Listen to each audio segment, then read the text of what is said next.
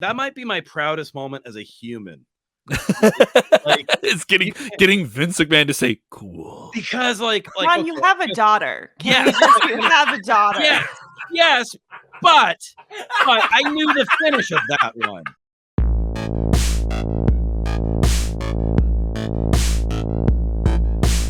I am Kev Kellam for Sportskeeda. More importantly, John Ryman, former WWE writer, you can introduce me to the collective of people you've put together for this new podcast. This is launching on iHeartRadio. It is coming out the Wednesday before WrestleMania. It is called Turnbuckles. Now, a lot of wrestling podcasts, but this one has a sweet, sweet appeal to it. And what is that, John Ryman, writer for WWE? Well, that is that it's myself. It's three of my best friends. It's a fellow former WWE writer, Julie Harrison Harney, and then we have former, I would say WWE kind of dynasty member, Tim Silfies, son of the great Kerwin Silfies. So we all have ties and have spent time in Stamford and with the WWE family. And then there is perhaps the most knowledgeable of all of us, kind of the Carl Pilkington of our group, if you will. Boy, that if a Carl Pilkington reference doesn't tell you why I'm not still in Stamford, I don't know what to tell you. But the idiot savant, the Forrest Gump of WWE, Tommy Rico, my good friend, and we're all gonna we're just gonna talk some wrestling, man. That's what it's all about. Sports entertainment. Sports entertainment. I just got right, John. I got zapped in the neck. It's a thing. It's a 5-year thing. It's the chip still works. You got to wear the collar for 5 years after you leave. So an NDA and then the collar. Vince puts the collar on you, which is pretty cool. By the way, Kev, we feel really spoiled by the graphic. The graphic is of yes, the graphic is of AT&T Stadium several years ago. With all you get your own Titantron. Yeah, we get our own Titantron. So you guys all worked in the WWE system, which is evolved and changed since it was in the 80s and become very much a big time presentation of wrestling, akin to a major television production now. When you guys came in, were you all wrestling fans? John, I know you are, but were you other guys in it? And Tim, I know it's a little bit different for you with your father, but like, what was your knowledge of wrestling coming into it? And obviously, Tommy, you're a huge wrestling fan, so you guys get to pick their brain a little bit. You get to ask them annoying questions that I would want to constantly ask when we're having a beer or something, right? And I have, and I do. Asking them questions. I had a couple of almost situations where I almost had an in on Tough Enough when that was with MTV, and I almost took the dive in as a writer when they were paying $15,000 a year in the late 90s. I was always on the periphery, and I wanted to be a wrestler at a certain point, which sounds ridiculous as it looks. But I was. You would never cut it with Johnny Knoxville. No, or Johnny Ace for that matter. Hey, come on! Don't talk that way about the guy who'd come in and pick up my stuff and throw it on the ground. Take my seat in the meeting. All right, okay, all right. Well, the curtain has been pulled back. So John, he had a favorite chair. It's not your fault. No, he did this cool thing. I will say it was awesome though, because he would shake your hand while he was moving your stuff. Okay, so it was this really smooth move where he'd make you feel important, and then you'd realize you weren't sitting there anymore. Oh, so I hats off to him. It's like a mugger if they're polite. Where you're all right. Yeah. And then I would just look over at Pritchard, who would just be shaking his head, not making eye contact. I wasn't quite sure whose side he was on. But. Now, John, you came from the Tonight Show. You were on a huge TV property, jumping into WWE for a while. What was that like? Was it did it feel like a parallel move, or is it a completely different universe? I would say it was different in that it's just, I would say that it was, anytime you go from a volume writing job into a writer's room, it's very different. Mm-hmm. And it's just, that's the biggest adjustment. And it's just I'm just someone who's so used to, just constantly writing and constantly working. And to give you an idea, I got through 2 episodes of the Get Back Beatles thing, and I just had to stop because I was just angry at them. I was like, why won't you do some goddamn work, you silly Beatles? So I just couldn't get through it. You know me, I'm a Beach Boys fan. I'm a Brian Wilson guy. I'm a, oh my God, we got to keep going sort of guy. And so that was my big adjustment. It's just that there's a very niche way of pitching there. I think the big thing for me was I was probably a better fit for SmackDown. If you look at that, the people heading up that show at the time were Bruce Pritchard and Ed Koskey. But Heyman in the moment really wanted me until he didn't. And he and I have stayed friends. We stay in contact, but creatively, I just was not different vision. Different like it made more sense. Like, it's just whenever we were just all together joking around, it was like Ed and I would always have a good time. And I was told not a lot of people could make Ed laugh. So it was like one of those things where it was like ships in the night. But the big adjustment for me was just like, it's so weird because it's what they say about Vince is true. No one in the building is working harder than him.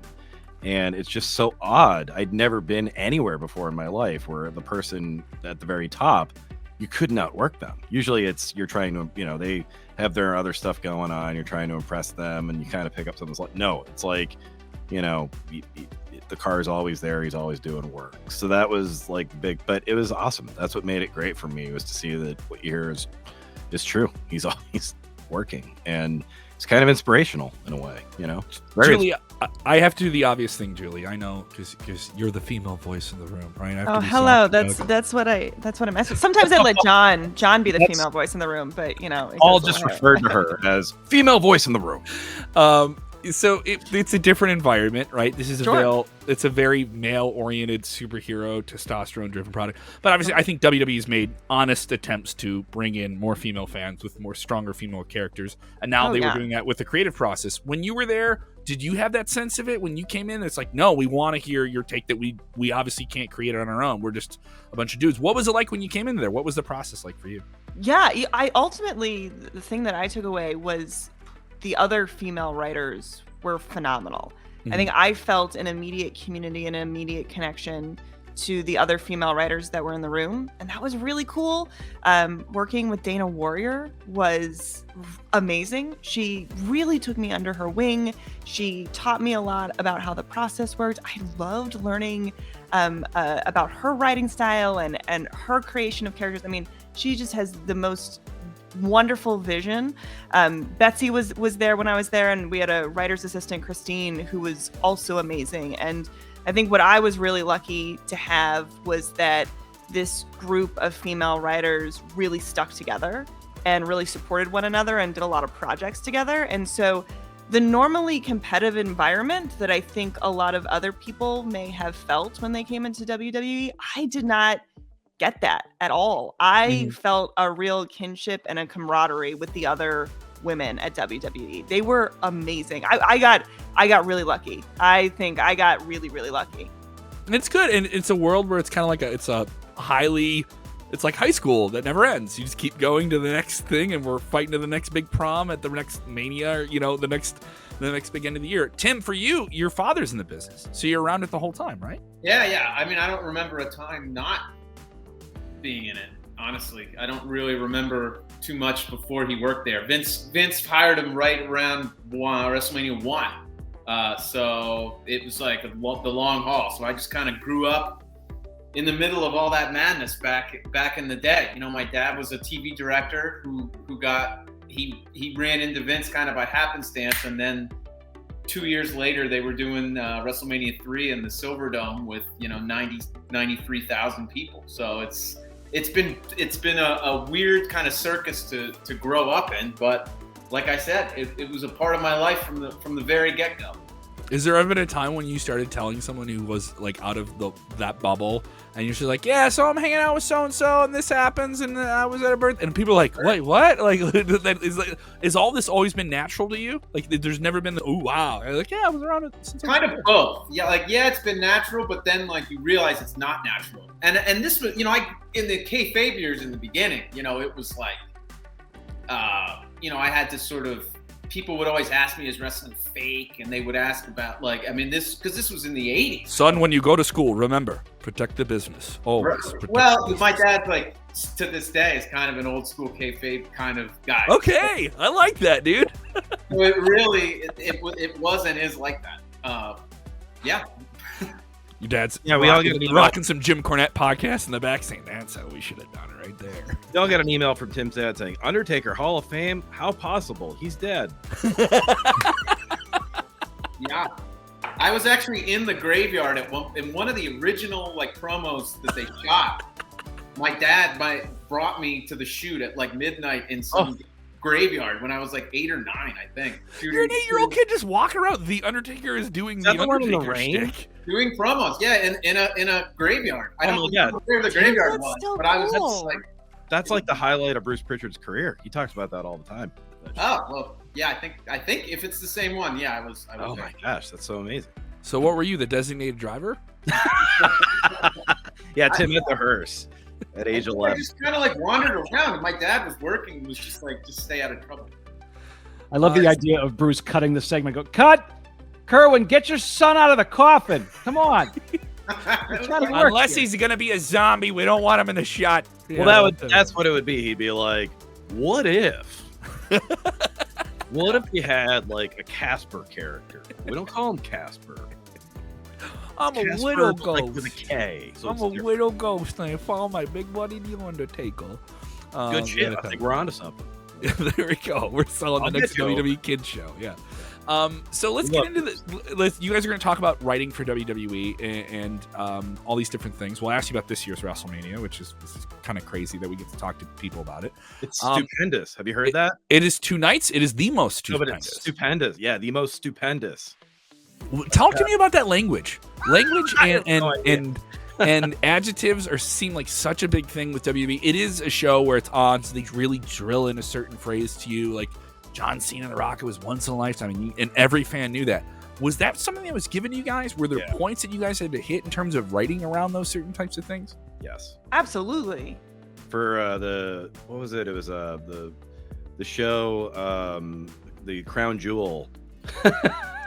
The tag we had was it was something like as important, if not more important, than WrestleMania. Like that was the actual thing, and it was like you had to write that in all the like any language you had. And then I'm guessing stupendous, Julie. You could probably back me up. I'm guessing there was just an hour, like a 90-minute meeting, and they were just saying words, probably. Right? Oh yeah, I think what I remember are some of the exercises we did was there would be an upcoming event or a new wrestler was premiering or various things, and you would just sit and write as many phrases, taglines, catchphrases as possible. You'd hand them over to the head writer, and they would just compile a huge document. We'd go to the creative meetings, we'd sit it in front of Vince, and he would sit there with his pencil and just read through each one and X the ones he didn't like and check the ones he did. That's what I did. John, what it was like when you were there? I don't know if we had it. I don't know if it was quite as organized. I was there. Julie came in as I was leaving. So it was like, I was there like summer to N19. Like that was kind of mainly when I was there. And so you guys people can go look up. That was when Bischoff was there, and then he wasn't, and Bruce was going to be zooming in, and then next thing you know, he's buying a house. No, I don't know that we were quite as organized yet, but there was a lot of sort of someone taking notes, and then people just kind of talking, and Vince kind of looking at the ceiling, and then repeating back there wasn't as much organization. It sounds like Julie's talking about, but I do remember a story about someone found there was like the bios of all the wrestlers and the superstars. I'm sorry, collar went off again. And they and so they had all the superstars, and someone brought up like their bios, and this was relayed to me. This happened the week before I was in the office, and Vince said, "What are we doing with those, by the way?" And they said, well, what do you mean? He's like, when's the last time we updated them? And so then someone brought up the website, and he just started going through, and the first one they had, of course, was Brock Lesnar. And Vince went, this is terrible. We need all new. We got to take all this down. So in real time, they deleted his bio from the website, and then they spent, I heard, 2 hours as a group rewriting Brock Lesnar's bio, and it was literally Vince saying like, magnificent, monstrous, just saying out words, and they were there for 2 hours, and then he went, what do we have so far? He's like, God damn, wasn't anyone putting them in the order? And we were like, no. And he's like, so it's another half hour, and then they got to the end, and he goes, who's next? And they were like, Randy Orton. He's like, we'll do that tomorrow. That was the end of the meeting. And thankfully he had like XFL stuff to do with Vince, but like sort of like we would go through that. So there was a lot of some of those late night meetings, because like Vince is a night owl, like you've probably heard. And I can identify, like I am the same way. And it just feels like the world stops. So you just take your time and you're just like, I'm going to think of everything there is. And so my guess is they probably, who do we think came up with Stupendous? I'm going to say Heyman. Well, who do we all think like who came up with Stupendous?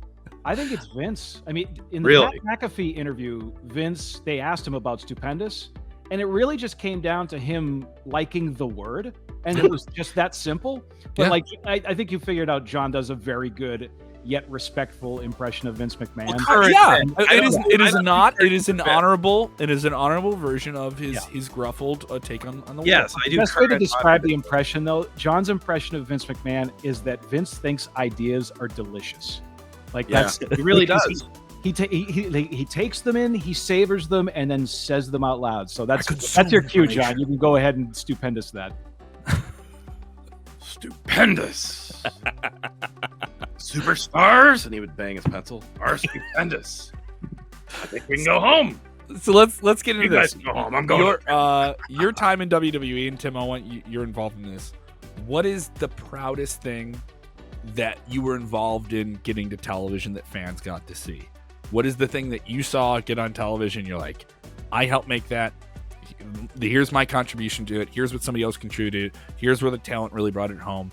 Show that process that you guys were the most proud, because it's a very hard process to get through to get something on TV, right? Yeah, I mean, I'll let these guys go first, but it's very difficult at any show. People have to realize that. So, like, I'm gonna say it. Internet wrestling community. Sorry, I was trying to give it up for Lent. That phrase. My collar went off. Your collar. My Sportskeeda collar went off. No, but everyone that says like what's going on? It's all private. It's like, guys, it's any TV show. Yeah. I mean, like I said, go watch the Beatles thing. It's a writer's room is painful when you have to try to honor everyone's ideas sometimes, especially when everyone's kind of not on the same page or trying to figure things out on the fly. Julie, what's the coolest thing? I already know what your most infamous thing is. We're saving. I do. Yeah. Tell me the good one though. The good one. Anytime I got to write with Kairi Sane and Asuka when they were the Kabuki Warriors, I just have the fondest memories of sitting with them in the hallway, backstage, working on how they would deliver the promo and what the best way to do something is. One of my favorite moments is we're backstage and we're working with Asuka and Kairi, and there was a word in English that we were trying to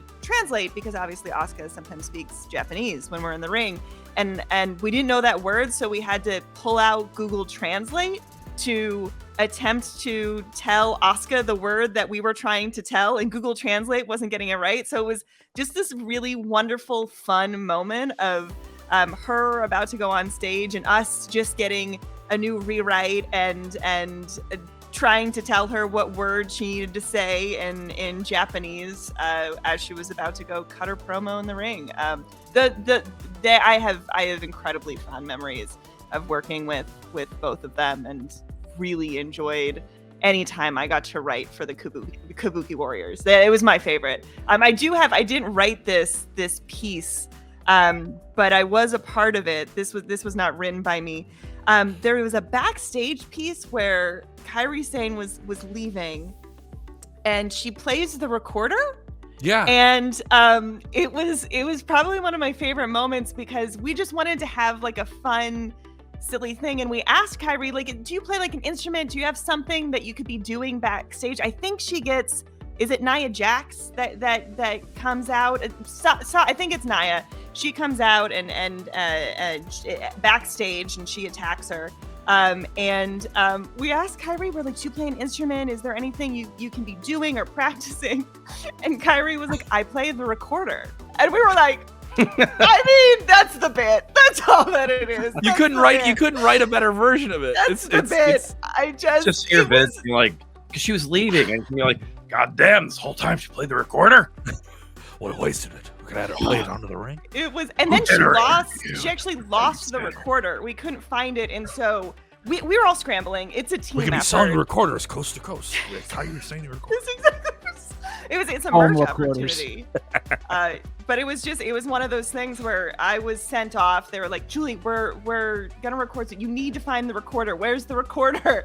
And so I'm like rushing around trying to find it, because it wasn't a prop. If it's a prop, it goes through our prop team, obviously, and they hold it. But this was her recorder. So it was like, she had it, she held it. So it was me going on a hunt to find this recorder, because she'd been practicing all day for it. So in my mind, I didn't write it. I wish I could say I wrote the recorder piece. I didn't write it, but I was on set helping with it when it was being produced, and I feel very proud to have been a part of it.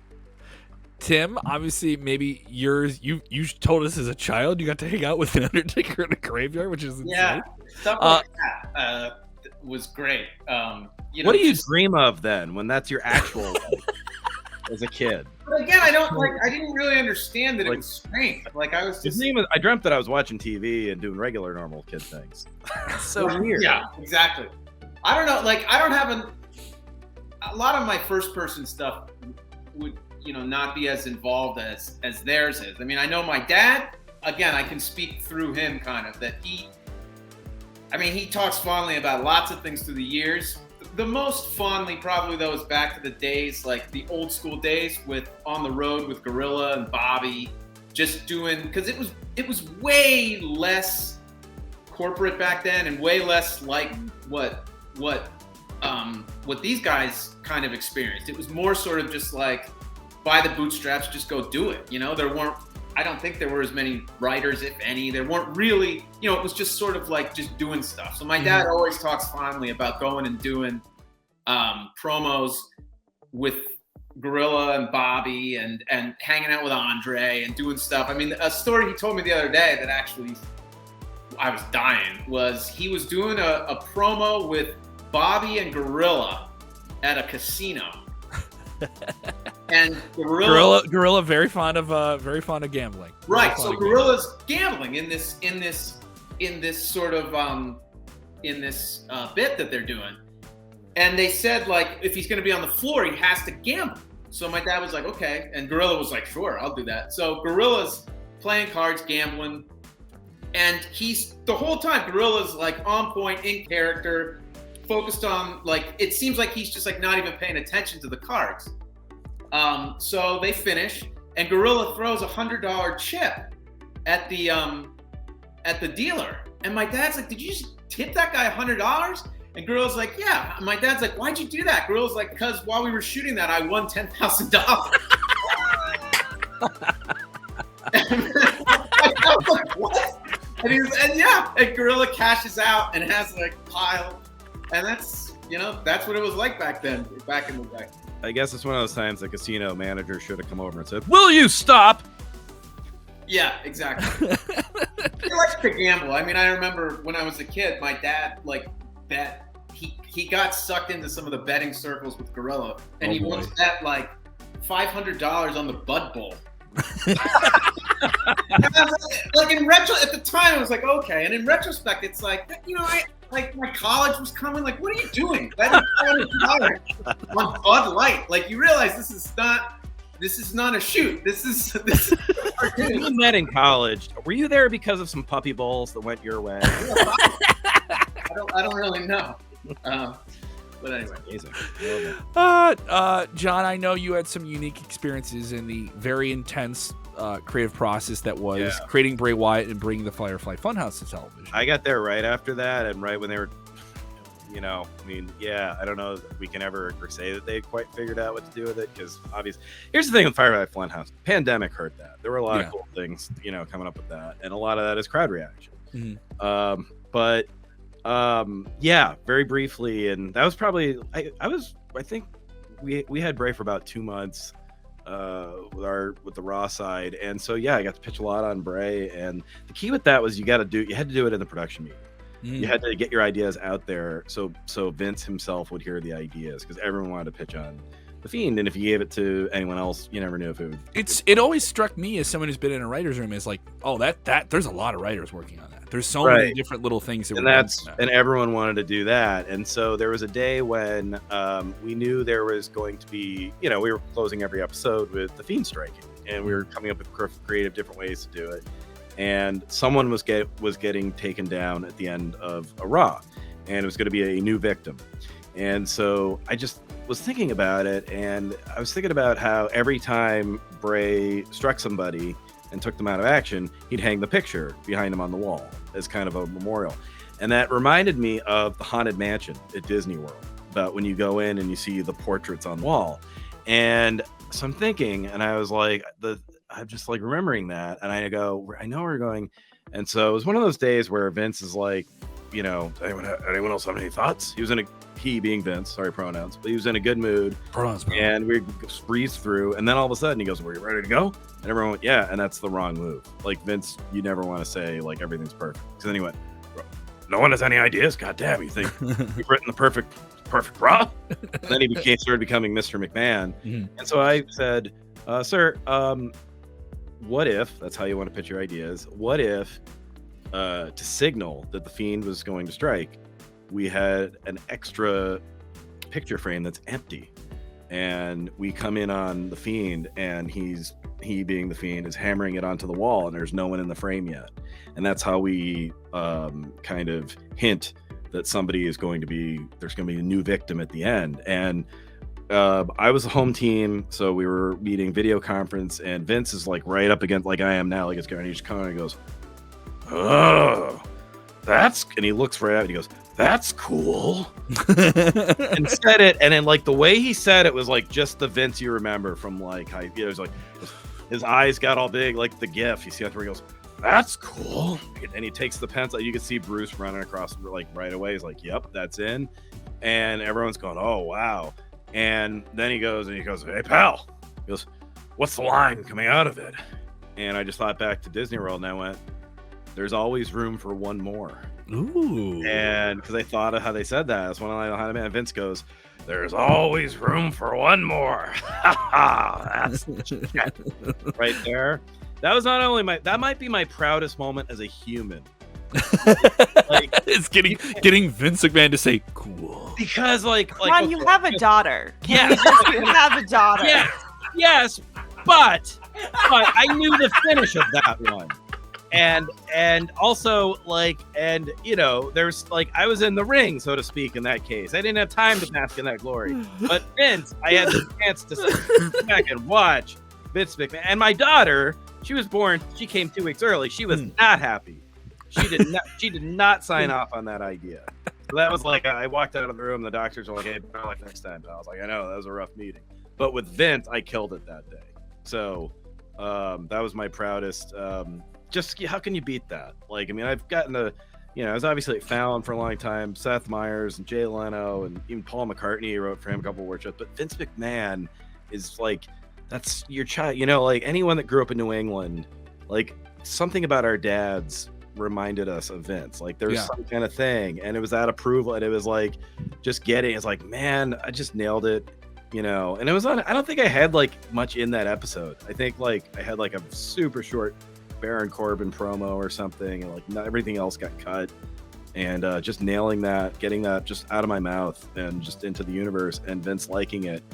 It was on a tough day when you're just not doing great, you're not scoring, and all of a sudden Vince loves your stuff and shouts you out. He goes, gives you a wake and everything. It's like, man, that's just the best.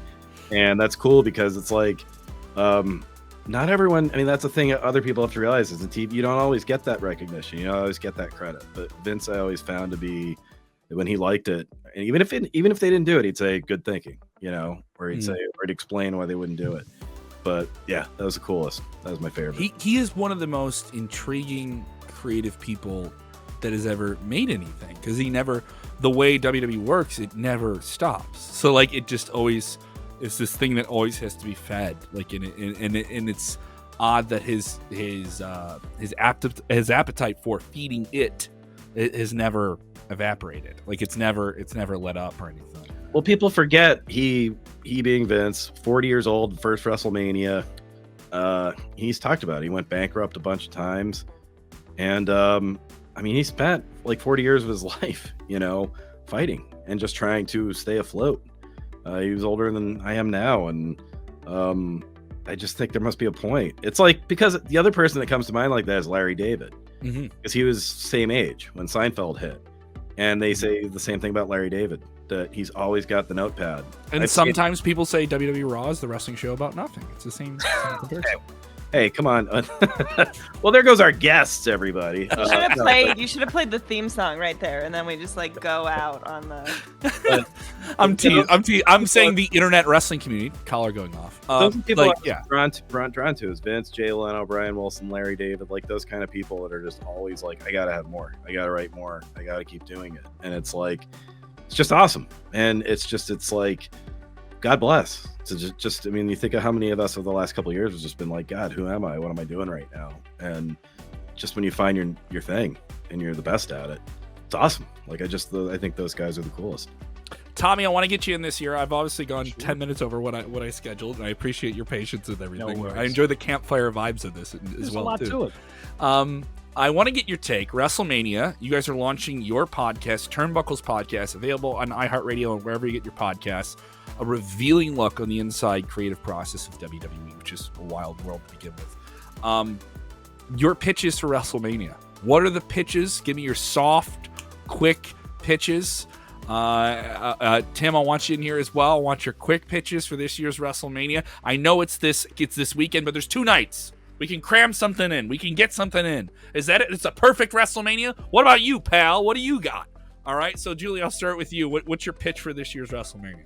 Oh, I just need more Asuka all the time. I think I'm just gonna double down on my story. It's just Asuka times 1,000. Just can one night be Asuka? Like, gosh, I love her.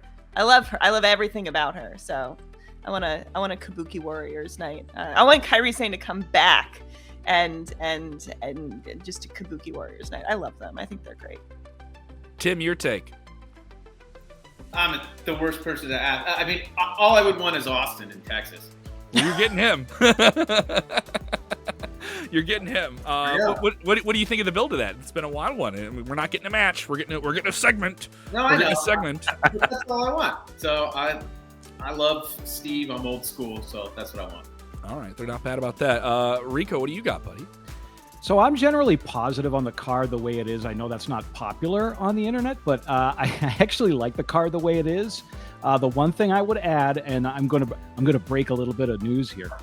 So John was talking about Bray Wyatt. So Bray Wyatt is out here. I live in Los Angeles. I'm a Boston guy, but I live out here now. And he showed up at the Improv to just watch a comedy show.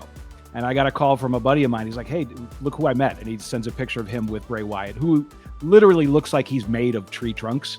And he looked like he was having a good time. He said Bray was a really great guy. And he disappeared. He disappeared into a fog. Yeah, well, I would love to see him reemerge from the fog at the end of night 2. Just bring him back. I mean, they clearly lost merchandise sales. He went out and did his thing. I think that's done filming, so hopefully he can come back. I'd love to see that at the end of WrestleMania night 2. Just have him a mythical character. John, give me your wild pitch for WrestleMania 38. I'm just going to piggyback off Tom. I think at the end of the main event of night 2, lights down, lights up, Fiend's in the ring, strikes everybody. Oh my gosh. And then pulls off the mask, and you bring back Jim Ross just to say, oh my God, it's John Laurinaitis. And then Johnny Ace, we never. And then instead of folding chairs, everyone gets to go home with a free Johnny Ace NFT. I'm nervous for this podcast. I'm going to be honest with you. I'm nervous for this podcast. The Titanic or signed up for, or anything that involves Paul running. I'll go for either one of those. Well, Julie, remember, it's on you now to get Asuka as a guest. So I know, right?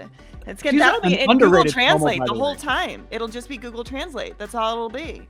That's fine. Did you guys launch socials for the Turnbuckles podcast yet? If people want to check it out, I don't want to miss any pitches that we're not supposed to pitch here. We're on Instagram, I think. Okay.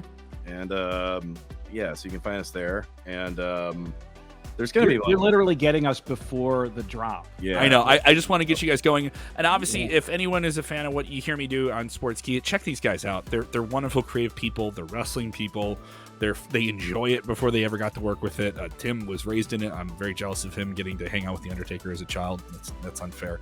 But definitely check out Turnbuckles podcast through iHeartRadio on all major podcasting platforms, launching this Wednesday before WrestleMania. If you need even more inside scoopery, here's a deep scoop. Here's a real deep scoop, and this is just a fun, different take. I know there's a lot of options here, but this is a very, very different one. Thank you guys so much. Too is just real quick. I think it's just we just have fun with it. Yeah, it's like we let everyone else go nuts and get angry on Tuesday, and then you can on Wednesday. You get our lukewarm take, which I think is the best kind of take. It is. Tell it, John. Thanks. You won't burn your mouth. We're fandom detoxed. Yeah, it's like you'll just get like, we've had some time to think it over. And maybe the golden egg thing didn't go great, but here's what we think they were trying to do. Here's the symbolism behind the golden egg. We'll go there. So the symbolism behind the golden egg. Let's read into it, right? Red Notice streaming now. Red Notice streaming now. Oh, yeah. SummerSlam, the most symbolic event. Oh. Everyone go home. I'm going to the gym. If nothing else, you can enjoy a very honorable, not disrespectful impression of Vince McMahon. Turnbuckles podcast Wednesdays, launching the Wednesday before WrestleMania. Thank you guys so much. Appreciate the time. Looking forward to hearing it too. Thanks, Kev. Thank you so guys. much. Bye.